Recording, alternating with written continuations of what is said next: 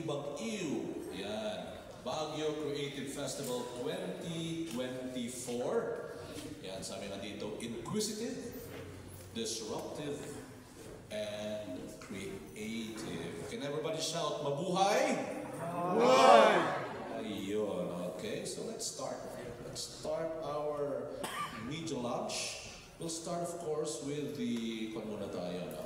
We'll have the good announcement. May good news yata tayo, no? Some announcements from our City Tourism Officer, yung ating Supervising Operations and Tourism Officer, Engineer Aloysius C. Papalo. Palagpagan natin si Sir Ale. You have some good news to share us. Let's get it. And some announcements. Yeah.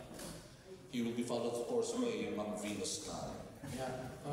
Good morning, everyone, and I'm so happy to see you all as I just got back. And medyo groggy pa na konti, kaya please bear with me. But yeah, there will be a lot of things and a lot of good news that we would like to share this morning, particularly with regards to very different Ibag-Iw Creative Festival for this year.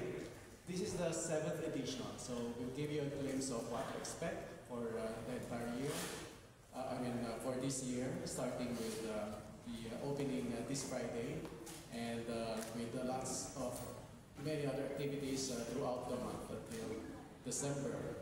But I would like, perhaps later to give you also a backgrounder of what we have done so far for the past Ibag-Iw. As I've said, this is our 7th. But meantime, sit back as we ask also our other panelists, and I'm very grateful to be sitting with them here in front to wish you all happy Ibag-Iw month once again for Baguio City. Thank you.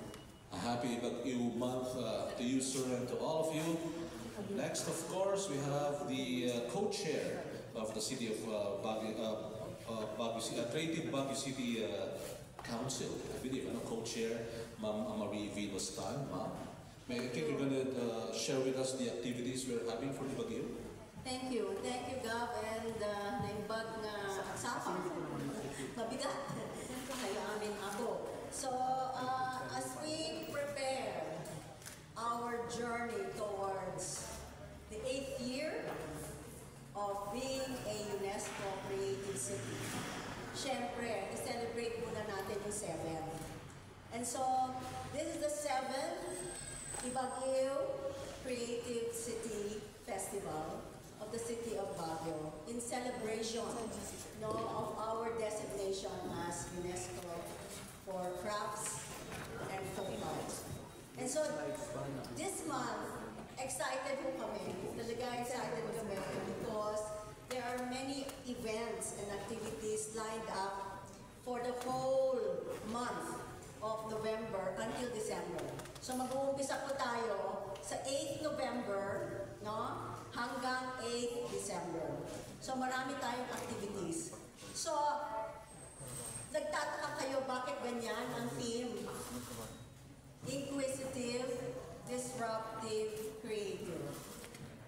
DTI has already announced, sila po ang leading agency to make sure that the country becomes a creative industry country and that it becomes a creative country known globally in 2030.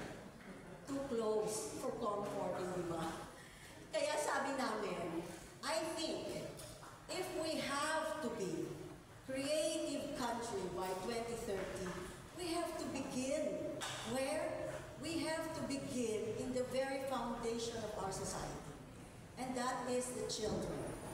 Children are important to make sure that everything goes towards the goals and aspirations of our community.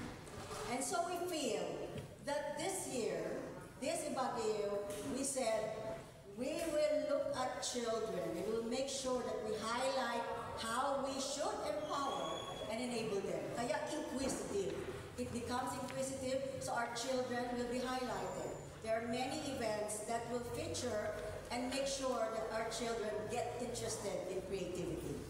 Disruptive, why? We look at innovation as a means to get out of the box.